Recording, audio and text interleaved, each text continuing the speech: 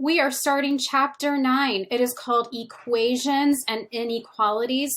And today's lesson is lesson 9.1, solving equations having only one number on the same side of the variable. So let's talk about what an equation is.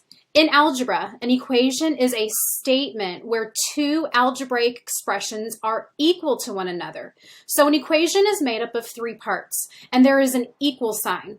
Okay, so let's start with the equal sign.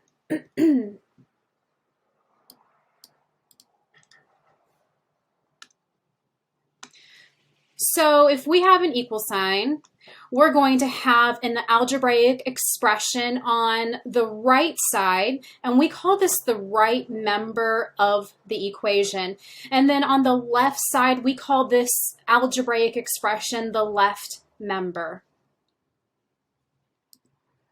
So to every algebraic expression and equation, we are going to have a solution. A solution of an equation is a number that, when put in place of the variable, makes a true statement. The statement is true. Okay?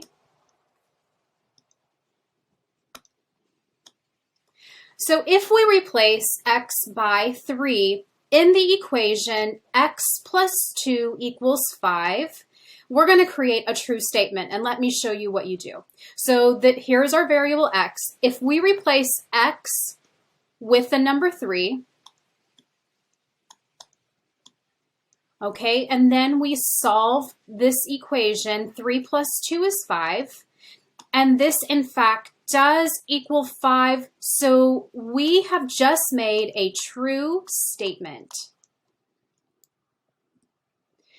So let's talk about replacing the variable in the equation. So example 1 says, is negative 3 a solution of the equation 5 minus x equals 2? So let's replace this variable x with negative 3. So 5 minus, I highly recommend you put the replacement value in parentheses, especially when you're working with different sign numbers, equals 2. So 5 minus a negative 3 equals 2. Now we know we're going to change the sign, and this is going to become plus. So 5 plus 3 equals 8. Does this equal 2? And you should say, no, it doesn't. So this is not true statement. Or you can just say false. This is a false statement. Example 2, is negative 4 a solution of the equation 2x plus 3 equals negative 5? So let's put in place of x negative 4.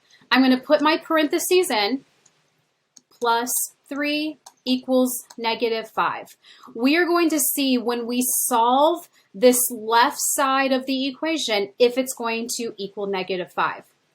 So this is 2 times negative 4, which is negative 8, plus 3 equals negative 5. Negative 8 plus 3 is a negative 5. So yes, this is a true statement. This equaled negative 5. Okay. So solving equations. To solve an equation means to find the value of the variable that makes the statement true.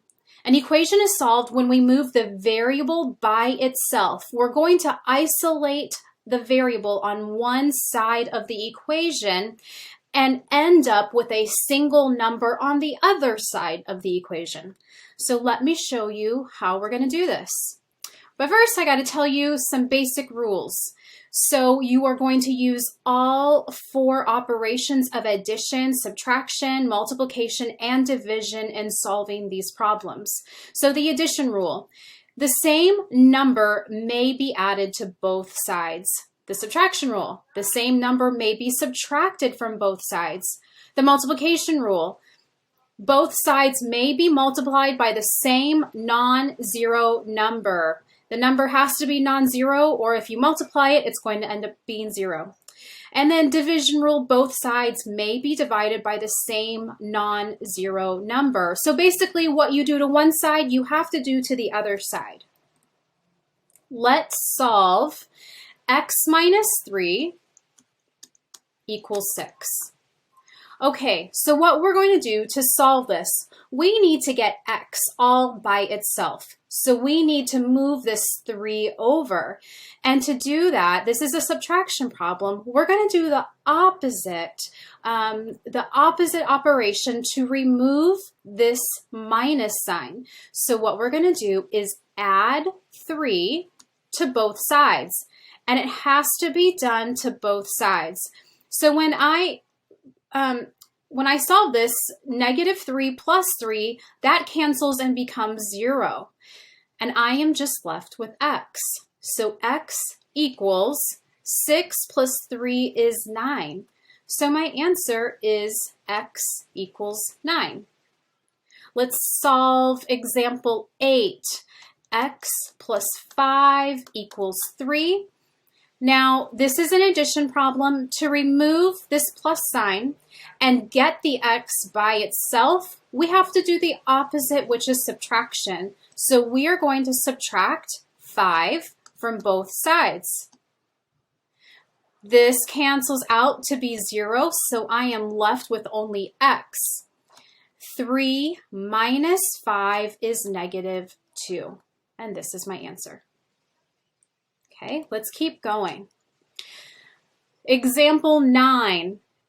Here we have 7 times x equals 56. So again, we need to isolate this x. We need to get x all by itself on one side. So this is 7 times x, and the opposite or the inverse of multiplication is division. So we're going to divide both sides by 7. This becomes 1, and then we have x equals 8. Now let me show you how you can check your answer to see if you're correct. You can go back to the beginning. Now you have your x. You can go back to the beginning and put in this number and replace for the variable. So if we do this, this is 7 times 8 equals 56. 7 times 8 is 56. We just made a true statement, so I know I solved this problem correctly. Now what if we have a fraction? X over 3 equals 3. Let's see if this is a true statement. You guys know that when you see this fraction bar, it also means division. So this is x divided by 3. Now what we can do, what is the opposite of division?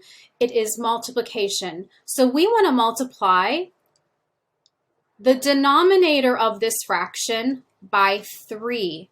And if we multiply this side by 3, we have to multiply this side by 3. So this is basically 3 over 1. And when we look for common factors, this all cancels out, and I am left with x. And then 3 times 3 is 9. So this is my answer. Now let's see if we got the right answer and if this makes sense in our equation. Because if I put in 9 into x, so 9 divided by 3, does it equal 3? 9 divided by 3 is 3, so I just made a true statement. Okay, solve -6 equals 2 plus x. Okay, so I again need to get this x all by itself. I have a positive 2, so I need to subtract this 2 to get it to the opposite side. Okay, so if I subtract this, this makes it 0 and it cancels out. And then I subtract it from this side. -6 minus 2 is -2. 8. So x equals negative 8. Let's see if we make a true statement.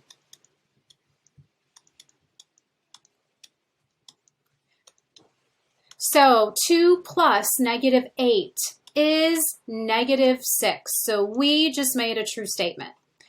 Example 12. Solve negative 6 equals 2 times x. We need to get the x all by itself on this right side. And this is 2 times x, so we're going to do the opposite of multiplication. We are going to divide. So if I divide this, this cancels and becomes 1, and I am left with x on this side. But what I do to this side, I have to do to the other side. So negative 6 divided by 2 is negative 3. Let's see if I can make a true statement. Negative 6 equals 2 times negative 3. All right, 2 times negative 3 is negative 6. Yes, negative 6 equals negative 6. I made a true statement.